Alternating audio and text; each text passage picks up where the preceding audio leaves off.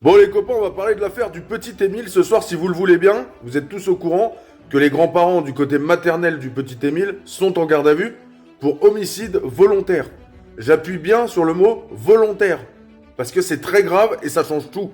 Et en garde à vue, il y a aussi une tante et un oncle du petit qui sont là aussi pour homicide volontaire, ainsi que recel de cadavres. Ça concerne les quatre. Alors moi je voulais tout simplement en discuter avec vous. Parce que là, il s'est passé quand même pas mal de temps depuis le début de la garde à vue. Ça a commencé ce matin à 6h30, ils ont été les chercher, d'accord? Là, à l'heure où je fais la vidéo, il est 20h25 et ils sont toujours en garde à vue.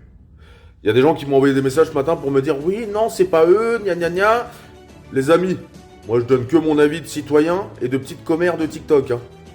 S'ils sont encore en garde à vue, cherchez pas. S'ils ont été saisir le truc pour transporter les chevaux du grand-père ainsi que sa voiture, plus fouiller leur maison, c'est pas pour rien. S'ils sont en garde à vue encore, je vous le dis, et là je mets ma main à couper, que c'est pas pour rien. Les gendarmes, ils ont des indices de ouf. Ils savent ce qui s'est passé, ça se trouve même, peut-être ils ont déjà avoué en fait. De toute façon, cette histoire depuis le début, elle est chelou. Je suis désolé. Un petit comme ça, avec plein de monde autour, ça disparaît pas comme ça. Ça n'existe pas. À un moment donné, on nous a carrément sorti la thèse qu'il y avait un aigle qui l'avait peut-être emporté. Je sais pas si vous voyez la gravité du truc. En plus, là où le petit il a été retrouvé, c'est impossible qu'il y soit allé tout seul. Donc quelqu'un l'a amené là-bas. Personne n'a rien vu. Je suis désolé si personne n'a rien vu. Il y a quand même de grandes chances que ça se soit passé en huis clos dans le cercle familial. D'accord? Après, je peux me tromper, hein, je suis pas Colombo. Mais quand même, ça sent quand même le foin. Et ce qui me gonfle le plus, c'est tout le cinéma que la famille elle a fait entre-temps. C'est-à-dire qu'à un moment donné, on va voir comment ça se passe. Si jamais ils sont innocents, d'ailleurs ils sont toujours présumés innocents, parce qu'en France, vous savez, c'est comme ça. Voilà, faut les laisser tranquilles. S'ils sont innocents, ils sont innocents. Par contre, s'ils sont coupables, les amis, ça commence à faire beaucoup. Hein.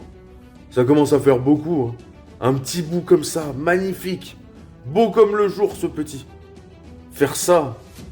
Parce que quand tu dis homicide volontaire, ça change tout. Un accident, tu vois, il peut arriver un accident, ce qui est pas beaucoup mieux, mais au moins ça reste un accident. Mais là, homicide volontaire, ça veut dire quoi? Ça veut dire quoi? Qu'ils ont fait exprès. C'est gravissime, franchement. Et là, je vois à la télé, là, ce qu'ils sont en train de dire, c'est qu'ils disent exactement la même chose que moi, c'est que plus ça dure, plus le faisceau de culpabilité, il est puissant, quoi. Voilà, c'est tout. Sinon, moi, je vais vous dire, ils seraient déjà ressortis, ces gens-là. Ils seraient déjà ressortis. Et je suis désolé pour ceux qui vont dire, ouais, vous êtes des commères de TikTok, vous parlez. Mais attends, nous, on est sur TikTok, on parle d'actualité, donc on parle aussi de ça. Parce que c'est très intéressant. Ça veut dire beaucoup de choses aussi sur notre société. Voilà. Je vous embrasse, bonne soirée, on se voit demain.